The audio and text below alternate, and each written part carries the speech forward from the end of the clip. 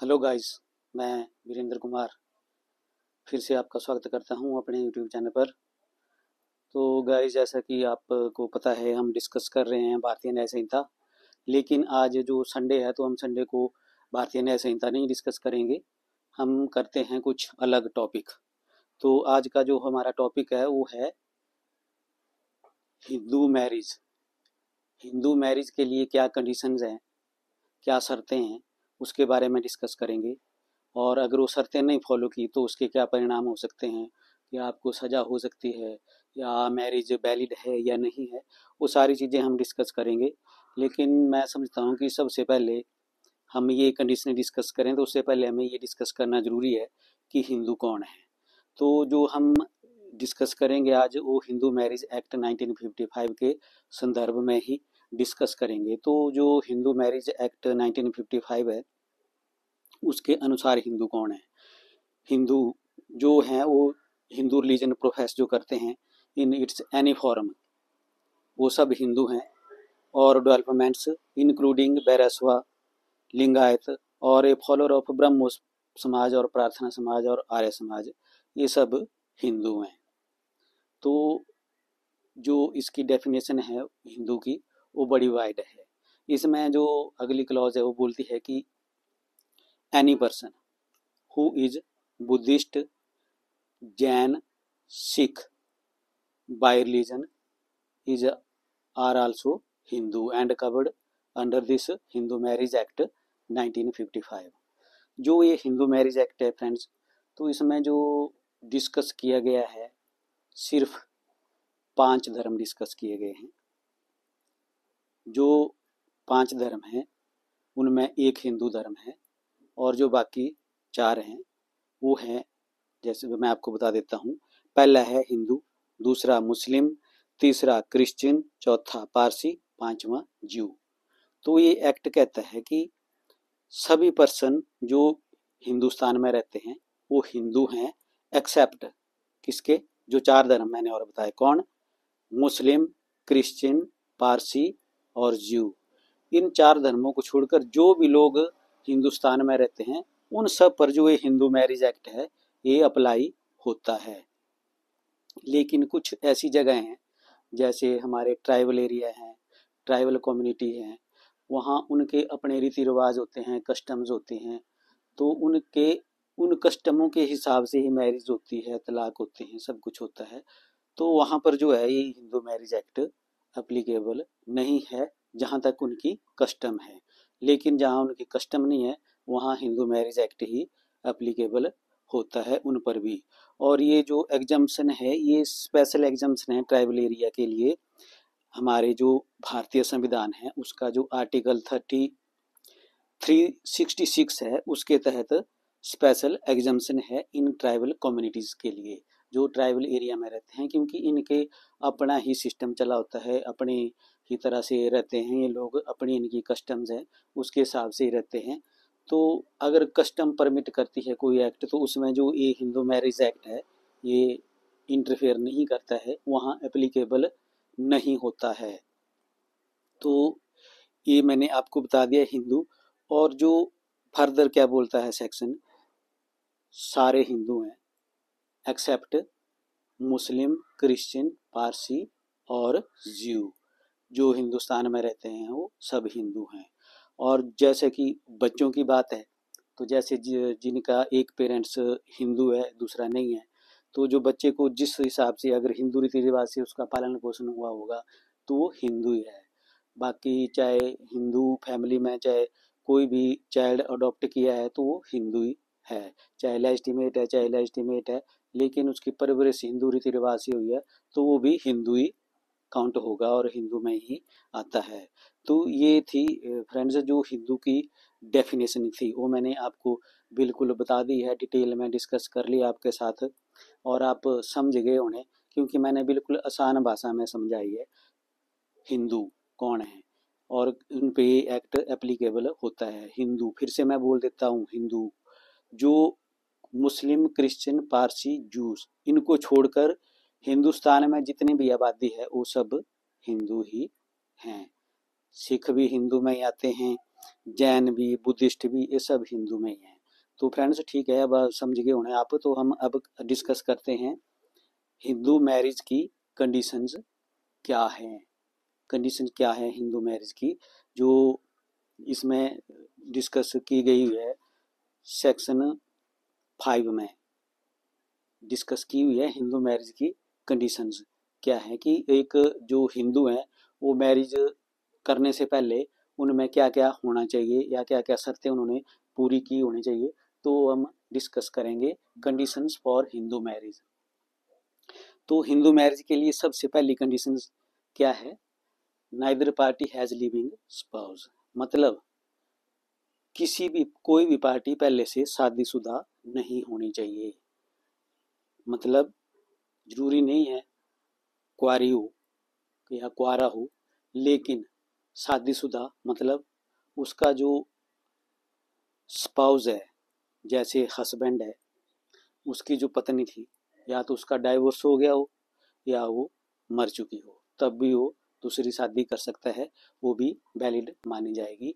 मतलब किसी का भी, चाहे पत्नी है तो उसका पति नहीं होना चाहिए, और पति है तो उसकी पत्नी नहीं होनी चाहिए। तो ये है पहली कंडीशन कि लिविंग स्पाउस नहीं होना चाहिए किसी भी पार्टी का, या तो वो कुआरा हो या उसकी पत्नी मर गई हो या डाइवोर्स हो गया हो। इन 3 कंडीशनों में वो दूसरी शादी कर सकता है। तो ये है पहली कंडीशन एज पर section 5 of the Hindu marriage Act. और जो दूसरी कंडीशन है, neither party is incapable of giving a valid consent, जो शादी कर रहे हैं उनकी जो सहमति है वो जरूरी है उसके लिए। तो उसके लिए वो क्या है कि सहमति देने के लिए भी कॉम्पिटेंट होना चाहिए। अगर कोई जैसे मेंटली अनफिट है या अनसाउंडनेस ऑफ माइंड है, उसकी वजह से वो वैलिड कंसेंट नहीं दे सकता है, तो वो भी मैरिज के लिए कॉम्पिटेंट नहीं है। और साथ में अगर उसको इस तरह की मेंटली अटैक पड़ते हैं या इंसेंटी के बार बार अटैक पड़ते हैं कि वो इनकैपेबल है बच्चे पैदा करने के लिए या मैरिज कॉन्जुमेट करने के लिए, तो वो भी मैरिज करने के लिए कॉम्पिटेंट नहीं है as per this second condition of the Hindu marriage act 1955। तो वैलिड कंसेंट देने के लिए भी जरूरी है कि वो वैलिड कंसेंट दे सके, और उसके लिए उसकी मेंटल स्थिति ठीक होनी चाहिए, मेंटली डिसऑर्डर नहीं होना चाहिए, और उसको बार बार मेंटल अटैक ना पड़ते हों, और वो अनफिट ना हो बच्चे पैदा करने के लिए। ये सारी कंडीशनें पूरी होनी चाहिए। और जो थर्ड कंडीशन है वो है एज की। जो एज है तो इसमें डिफरेंट एज है लड़के के लिए लड़की के लिए। तो लड़की की एज जो है 18 साल पूरी होनी चाहिए, और लड़के की एज 21 साल पूरी होनी चाहिए, तभी मैरिज जो है वो वैलिड मानी जाएगी, और वो ही कॉम्पिटेंट हैं मैरिज करने के लिए। लड़की 18 साल से ऊपर और लड़का 21 साल से ऊपर। अभी बिल पास हो रहा है, लेकिन आज की डेट में सितंबर में मैं ये ब्लॉग बना रहा हूँ, आज 29 सितंबर है, तो अभी तक वो बिल पास नहीं हुआ जिसमें लड़की की एज भी 21 ईयर कर रहे हैं। तो अभी तक वो बिल पास नहीं हुआ है। अभी तक लड़की की शादी की जो एज है वो 18 साल ही है, और लड़के की 21 साल ही है। तो तीसरी जो कंडीशन है वो है कि लड़की की एज 18 साल पूरी होनी चाहिए और लड़के की 21 साल पूरी एज होनी चाहिए। और जो फोर्थ कंडीशन है, डिग्रीज ऑफ प्रोहिबिटेड रिलेशनशिप। तो ये जो है प्रोहिबिटेड रिलेशनशिप में नहीं आने चाहिए, जो हिंदू मैरिज एक्ट में डिस्कस किए गए हैं वो किए हैं सेक्शन 3 में। सेक्शन 3 क्लॉज जी में डिस्कस किए हुए हैं कि प्रोहिबिटेड डिग्री जो है वो रिलेशनशिप की कौन कौन है। जैसे इसमें वो आते हैं चाचे ताए के लड़के लड़कियां, या इधर उधर, मतलब चाचे ताए मामे मासे सारे, ये सारे जो है ये प्रोहिबिटेड डिग्री रिलेशनशिप में आते हैं इनके बच्चे। तो इस तरह के रिलेशनशिप में नहीं होना चाहिए, वो भी प्रोहिबिटेड डिग्री रिलेशनशिप में आते हैं। लेकिन इसका एक्सेप्शन है कि अगर जैसे कोई कस्टम है या उनके रीति रिवाज हैं, जैसे मैंने ट्राइबल एरिया वाली बात की है, अगर वहाँ से बिलोंग करते हैं तो उनमें एग्जम्पशन है, अगर वहाँ रीति रिवाज है उनके कि कर सकते हैं तो वो वैलिड मानी जाएगी। और जो पांचवी और लास्ट कंडीशन है हिंदू मैरिज के लिए वो है कि both the parties must not be spenders, की दोनों आपस में स्पिंडाज नहीं होने चाहिए।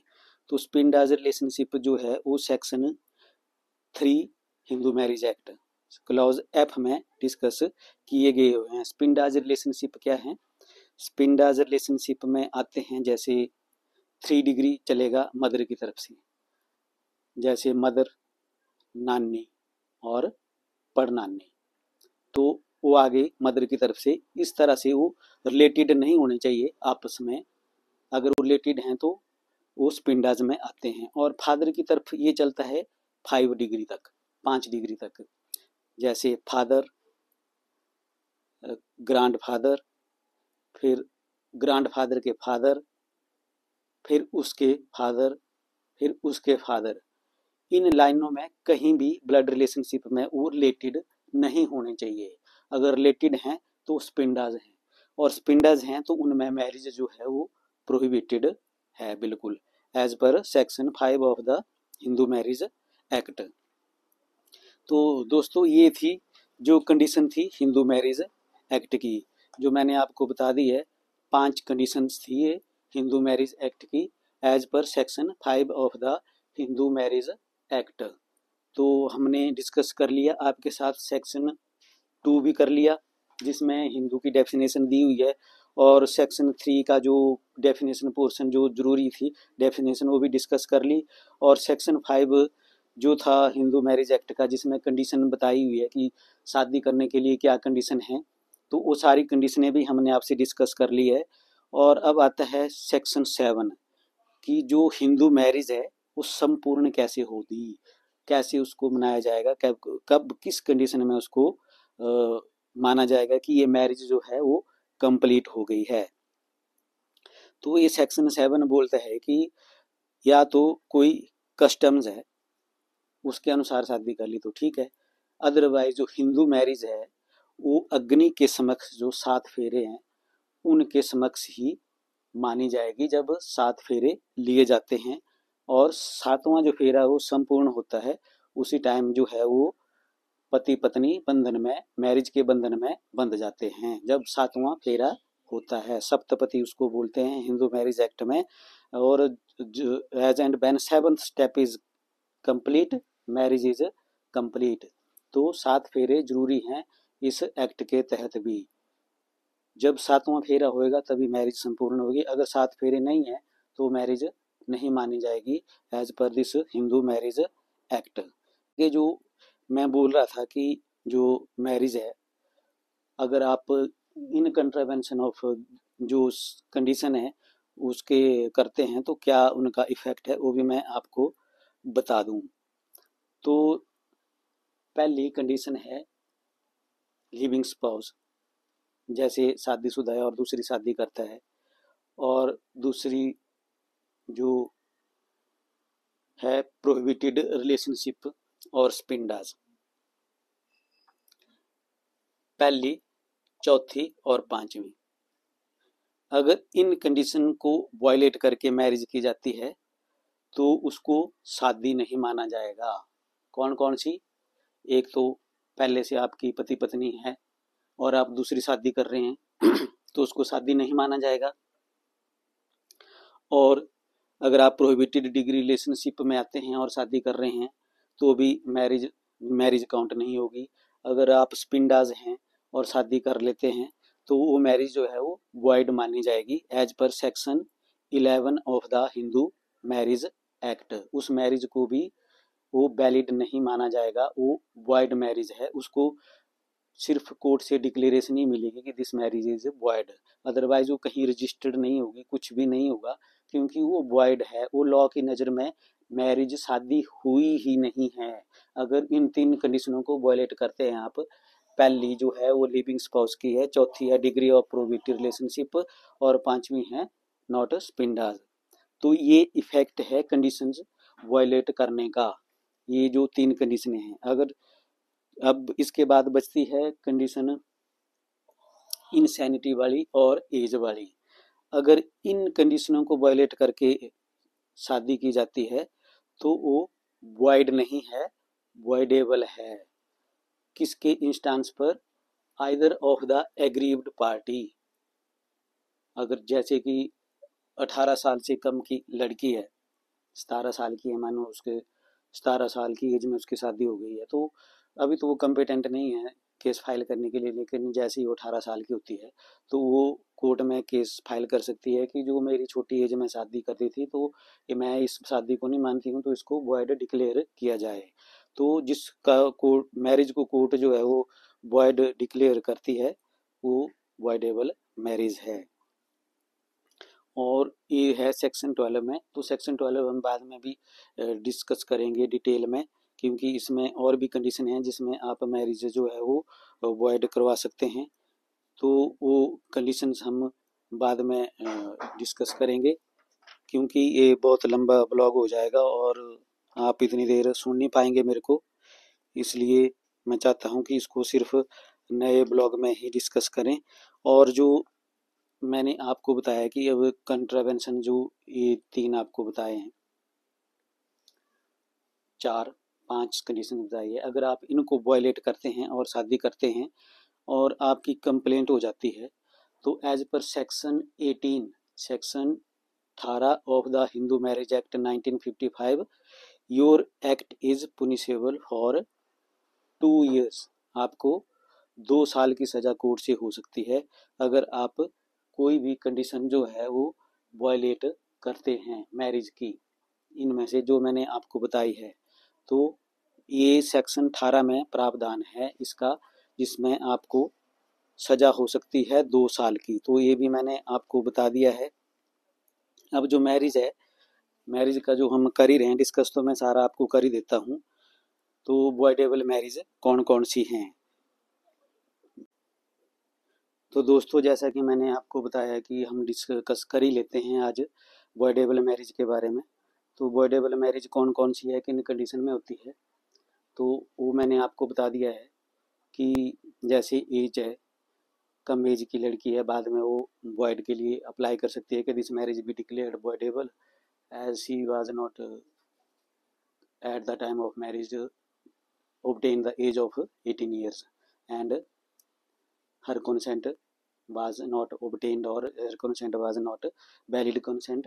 और जो अगली नेक्स्ट कंडीशन है कि जो मैरिज है वो not consummated due to impotency of the other spouse.